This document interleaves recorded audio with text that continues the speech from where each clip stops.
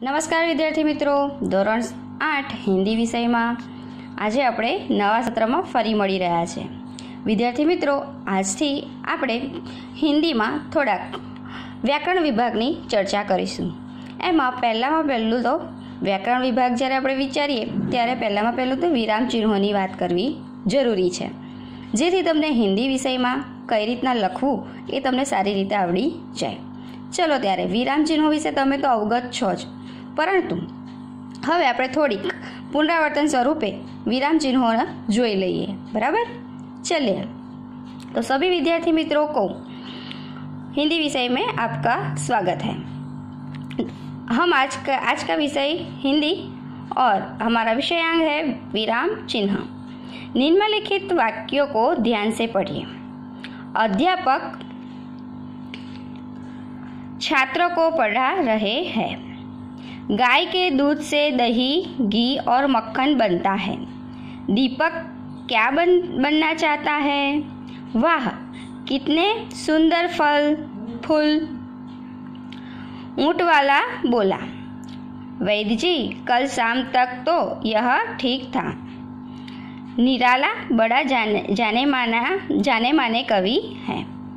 वह पढ़ने में अच्छा है, खेलकूद में भी अव्वल है। भोलाराम रात दिन मजदूरी करता था। द्रौपदी के 5 पति थे, युधिष्ठिर, भीम, अर्जुन, सहदेव और नकुल। डॉक्टर मोहन भाई जी पटेल मेरे मार्गदर्शक हैं। तो यहाँ 10 वाक्य दिए गए हैं।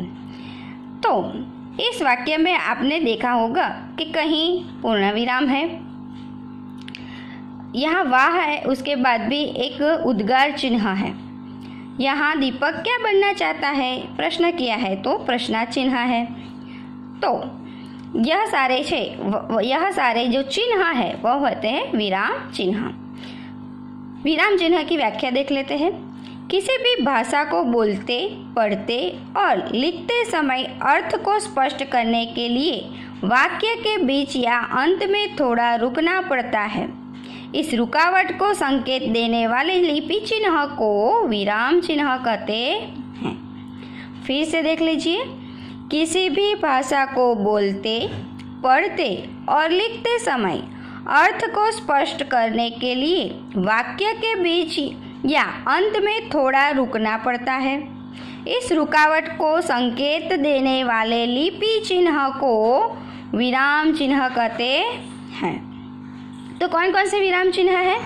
तो पूर्ण विराम, अल्प विराम, प्रश्न चिन्ह, आश्चर्य सूचक चिन्ह, योजक चिन्ह, निर्देशक चिन्ह और कोष्टक चिन्ह और अवतरण चिन्ह।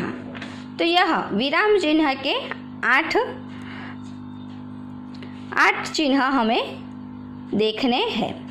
तो पहला है पूर्ण विराम।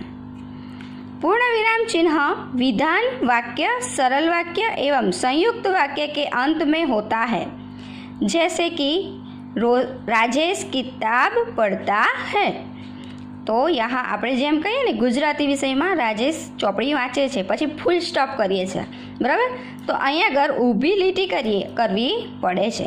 હિન્દી વિષયમાં કઈ રીતના લખવાનું છે? ઊભી લીટી કરવી પડે। सीता स्कूल जा रही है।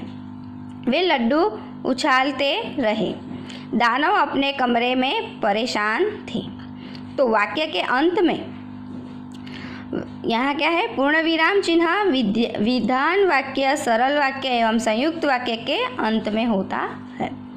कोई पण विधान होय एने अंत में जे आपणे गुजराती में फूल स्टॉप करीए छीए एवुं ज आपणे अहींया आगळ पाछळ ऊभी लीटी करवानी होय छे।